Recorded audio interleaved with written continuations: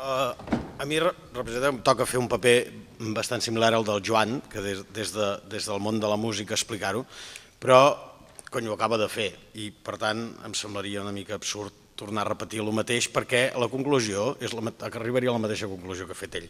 Per tant, jo el que us explicaré, trucaré el protocol i us explicaré una altra cosa, que us explicaré un viatge. El viatge que vaig fer el dia 13 de setembre d'Arenys de Munt cap a Berga, que el vaig fer sol, vaig passar tot el dia, vam tenir la sort que ens van convidar a cantar a Arenys de Munt i acabat cap allà a les 9 del vespre, quan va acabar tot el d'allò, vaig agafar el cotxe i sol i me'n vaig anar cap a Berga. I anant cap a Berga em vaig fer 3 reflexions i em vaig fer una pregunta que me la vaig poder respondre finalment ahir. Fins ahir no me la vaig respondre, van passar un mes i mig ben bo, 2 mesos i mig quasi bé.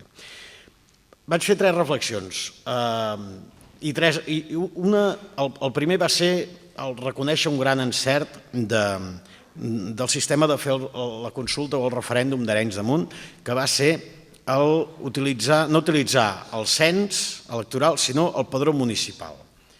Per què?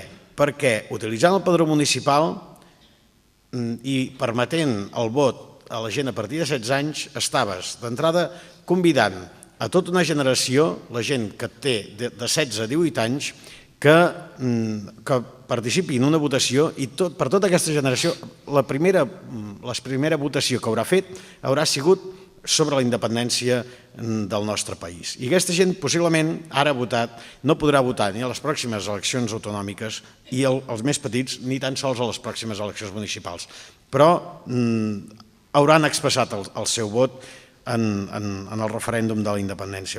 I això és una cosa que amb molt d'encert s'han copiat totes les plataformes i totes les organitzacions dels pobles on es fa.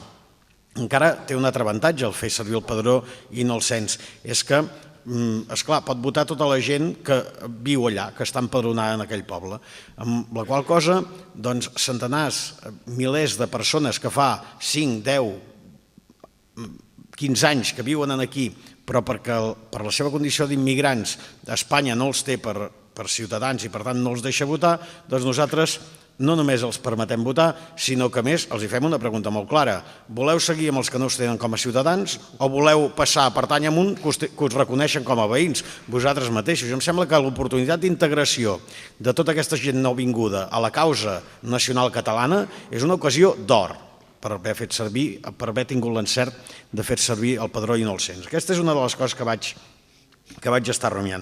Una altra és que jo crec que quasi bé va ser com un autosagramental, com una obra d'art titulada La democràcia espanyola explicada pels seus gestors, que és la resposta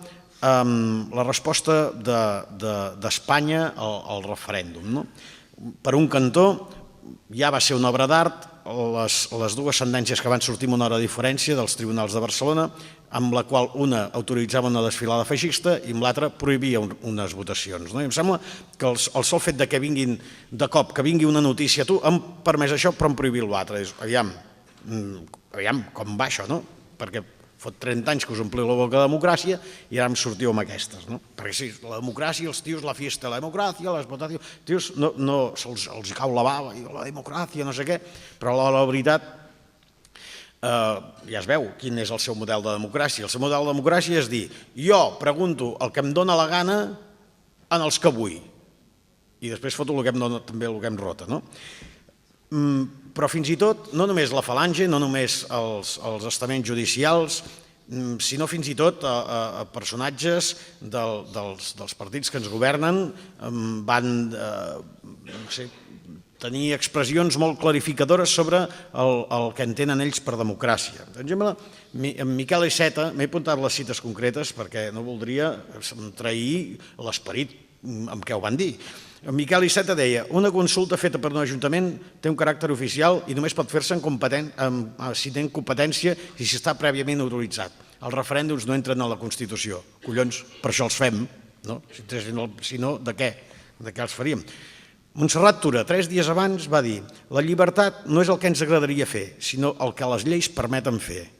Montse, no, La llibertat no és això, perquè si la llibertat és el que les lleis permeten fer, l'esclavisme romà hauria sigut una expressió de llibertat, perquè les lleis permetien fer-ho, no? Per tant, ja com s'entén, la llibertat, clar.